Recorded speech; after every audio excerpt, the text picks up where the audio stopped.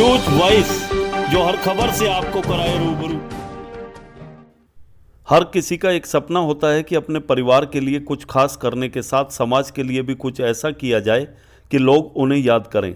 रेवाड़ी के जयनारायण भारद्वाज भी उन्हीं में से एक हैं, जिनका सपना था कि धन के अभाव में कोई बच्चा अशिक्षित न रहे, और इसी उद्देश्य को ध्यान में रखते हुए आज से ठीक 22 साल पहले उन्होंने आशियाना फाउंडेशन के नाम से एक संस्था का गठन किया। आज यह संस्था न केवल बच्चों के लिए बल्कि महिला सशक्तिकरण पर भी जोर शोर से काम कर रही है। जयनारायण भारद्वाज के चले जाने के बाद उनके द्वारा खड़ी की गई इस फाउंडेशन को अब उनकी धर्मपत्नी दीपा भारद्वाज व बेटी नीरू भारद्वाज आगे बढ़ा रही हैं और उनके अधूरे सपनों को पूरा करने का संकल्प लेकर चली हैं। इस मिशन में दीपा व नीरू भारद्वाज अकेली नहीं हैं, बल्कि उनके साथ 30 महिलाओं की वो मजबूत टीम भी खड़ी है, जो अलग अलग क्षेत्रों में बेहद सराहनीय कार्य कर रही है।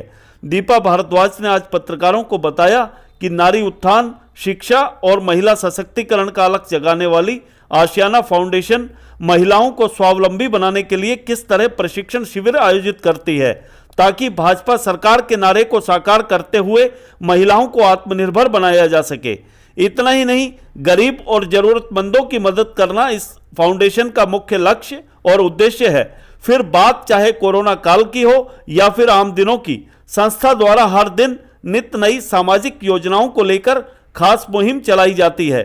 वहीं ग्रामीण महिलाओं को भी जागरूक कर उन्हें स्वरोजगार के लिए संस्था द्वारा लगातार प्रेरित किया जाता रहा है। रेवाड़ी से न्यूज वॉइस के लिए संजय कौशिक के साथ अजय सागर अत्री की रिपोर्ट। आशियाना फाउंडेशन बेसिकली बच्चों और वुमेन्स पे काम करता है, एम्पावरमेंट के लिए। और आने वाले इस महीने में मई में ही 20 तारीख से हम समर कैंप ऑर्गेनाइज करने जा रहे हैं आशियाना बेबी क्रैच परिसर में, जो बच्चों के लिए होगा और बहुत जेन्युइन सी फीस के साथ स्टार्ट किया जाएगा, जिसके अंदर dance, music, no fire cooking, drama भी सिखाया जाएगा और ग्रूमिंग, कथक क्लासेस भी ऑर्गेनाइज की जाएगी। ये लगभग 18 साल से काम कर रहा है और जयनारायण भारद्वाज जी ने ये स्थापना की थी इस फाउंडेशन की, और उसके बाद हम कंटिन्यू कर रहे हैं इसे। बड़े बड़े प्रोग्राम्स में मैं बताऊं, बड़े प्रोजेक्ट्स में तो 2008 में हमने महेंद्रगढ़ से डूंडाहेड़ा तक कन्या बचाओ यात्रा निकाली थी, जिसमें स्केट्स के द्वारा हमने पैदल यात्रा की थी। हर गली, हर नुक्कड़ पे हमने ये अवेयरनेस दिया था कि बेटियों को क्यों बचाया जाए, बेटियों का क्या अस्तित्व है और क्यों ज़रूरी है। इस तरीके से हमने अवेयरनेस किया था। जागरूकता हेल्थ के लिए हमने मेन मोटो लिया हुआ है हेल्थ का, कि हर महीने हेल्थ चेकअप कैंप ऑर्गेनाइज किया जाएगा स्कूल्स में बच्चों के लिए, वुमेन्स के लिए, जिनमें नीडी को फ्री मेडिसिन्स भी प्रोवाइड कराई जाएगी। ज़रूरतमंदों के लिए समय समय पर हमने झुग्गीज़ में या अनाथ आश्रम में भी जाकर फल वितरण किया है, कपड़े वितरण किए हैं और उन्हें कुछ ना कुछ फ्री स्नैक्स वगैरह भी हमने प्रोवाइड कराया है। और क्लासेस भी चलाई है बीच बीच में, जहाँ पे उन्हें शिक्षा भी दी गई है। स्टेशनरी वितरण भी किया है कि पढ़ाई भी ज़रूरी है, तो हर पहलू को हमने ध्यान में रखा है। यह है कि सभी उद्देश्य मेन यही है, ये जयनारायण भारद्वाज जी ने जो इस फाउंडेशन को चलाया, उन्हीं के पद चिन्हों पे चलते हुए उनके जो अधूरे काम थे उनको पूरा करने का संकल्प लेके हम चले हैं कि उनकी जो इच्छाएं थी वो पूरी हो। उनका मेन मोटो यही था कि कोई भी बच्चा अशिक्षित ना रहे और कोई भी बच्चा किसी पैसों की कमी के कारण बीमारी को ना झेले। तो और साथ में महिलाओं को लेकर मैं एक महिला के नाते मैंने महिलाओं के ऊपर भी काम किया है। उस जहाँ सिलाई सेंटर खोले, महिलाओं को ब्यूटी पार्लर के, अभी कोविड काल में भी हमने उनको सिखाया और अभी सर्टिफिकेट डिस्ट्रीब्यूट किए थे, जिससे वो महिलाएं सेल्फ डिपेंड हो सके। हमारी 30 महिलाओं की टीम है, उसमें अलग अलग हमने कार्यभार दिए रखा है। कोई सांस्कृतिक प्रकोष्ठ संभाल रहा है, कोई कानूनी प्रकोष्ठ संभाल रहा है, कोई फाउंडेशन के साथ मेन बॉडी में काम कर रहा है।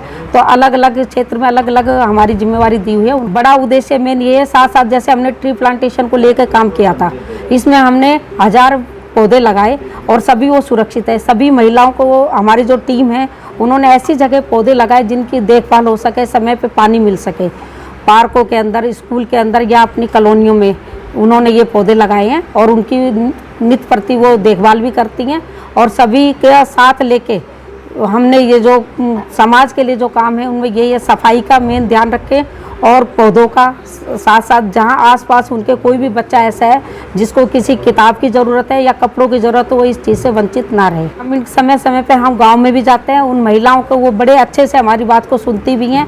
और जैसे सिलाई सेंटर चलाए तो गांव के अंदर भी हमने महिलाओं को रोज़गार दिया है, वो सेल्फ डिपेंड हो पाई है। स्टार्टिंग में तो हम टीचर रेवाड़ी से ले जाते थे, लेकिन अब जब वहाँ उन लड़कियों ने सीखा तो वो वही टीचिंग का काम कर रही है और आगे और लड़कियों का अवेयर कर रही है। जैसे अब इन्होंने बताया कि जैसे हम बच्चों को और औरतों को आगे लेके चल रहे हैं, तो अब जैसे अब जिन्हें इन्होंने कैंप शुरू करेंगे तो ऐसे ही और भी पहले हुए हैं जो हमने कैंप या शिक्षा का माध्यम रखा है। उसमें सांस्कृतिक का मैं देखती हूँ, नृत्य का सिखाना या कथक सिखाना, वो सब मेरा रहता है अंडर में। और अभी इस चीज़ के लिए मैं बावल और भिवाड़ी भी होके आ चुकी हूँ डांस के उसमें जजमेंट के लिए। अब नेक्स्ट मेरा पटौदी है, ऐसे हम नानौर और रेवाड़ी में भी रखेंगे, तो ऐसे ही जजमेंट मेरा उसमें भी रहेगा। तो हमारे संस्था का यही रहता है कि आगे बढ़ें और जो ज़रूरतमंद है उसकी मदद करें। और हम आज के उद्यमी लोग जो इस संस्था से जुड़ना चाहते हैं, और मैं उनसे अनुरोध करूँगी जुड़ें और अपनी सेवाएं इस भाषाना फाउंडेशन के जरिए लोगों तक पहुंचाएं। मैं उनसे अनुरोध करती हूँ।